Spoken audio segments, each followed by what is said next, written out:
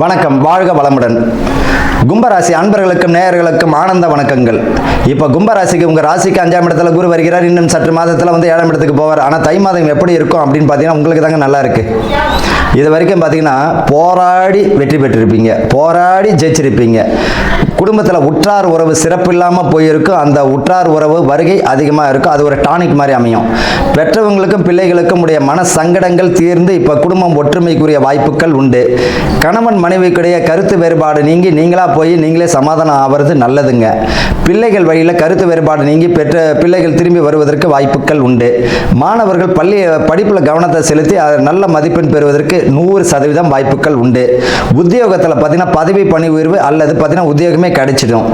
மருத்துவம் பார்த்தீங்கன்னா சிலருக்கு நோய் குறைபாடு அறுவை சிகிச்சை போன்ற மாதிரியான விஷயங்கள் இருந்தால், சிலருக்கு பார்த்தீங்கன்னா இந்த கேன்சர் இந்த மாதிரியான அறிகுறி இருந்தால் அந்த பயப்படலாம் வேணாம். ஆயில் உங்களுக்கு தீர்க்க ஆயில்னு நினச்சிக்கோங்க.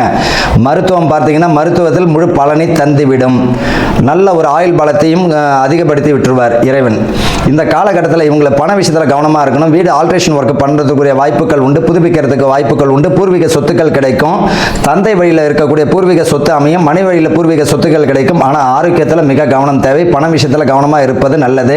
கூடா நட்பு கேடு தரும். நண்பர்கள் சகவாசத்தில் பார்த்தீங்கன்னா ரொம்ப எச்சரிக்கையாக இருப்பது நல்லது. தொழில் வழியில் நண்பர்களிடம் முழு பொறுப்பை ஒப்படைக்கிறதா இருந்தால் கொஞ்சம் கவனமாக இருப்பது நல்லது. சரி, இவங்களுக்கு என்னதான் பரிகாரம் அப்படின்னா, உங்கள் வேலையை பாருங்கள், உங்கள் குடும்பத்தை பாருங்கள். நீங்கள் என்ன வேலை உங்களுக்கு ஒப்படைக்கப்பட்டதோ அதை செய்யுங்க.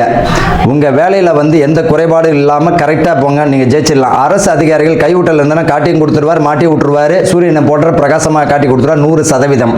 தை மாதத்தில் மிக மிக கவனம். அரசு அதிகாரிகள் பார்த்து நடந்துக்கோங்க, உங்களுக்கு எச்சரிக்கை. ஆசிரியர்களும் பார்த்தீங்கன்னா உங்களுடைய ஒழுக்கத்தை அதிகமாக்கிக்கணும் தவிர ஒழுக்க குறைபாடு இருந்தால் தொல்லைகளை தந்து விடுவார். ஆக மொத்தத்தில் கும்பராசிக்காரர்கள் கவனமும் மதிப்பு மரியாதை பெறக்கூடிய மாதமாக இந்த தை மாதம் அமையும். என்னதான் பரிகாரம் அப்படின்னா, அனுமன் வழிபாடு செய்தாலே போதும், ரொம்ப அற்புதமான பலனை தந்துவிடும். வாழ்த்துக்கள், வாழ்க வளமுடன்.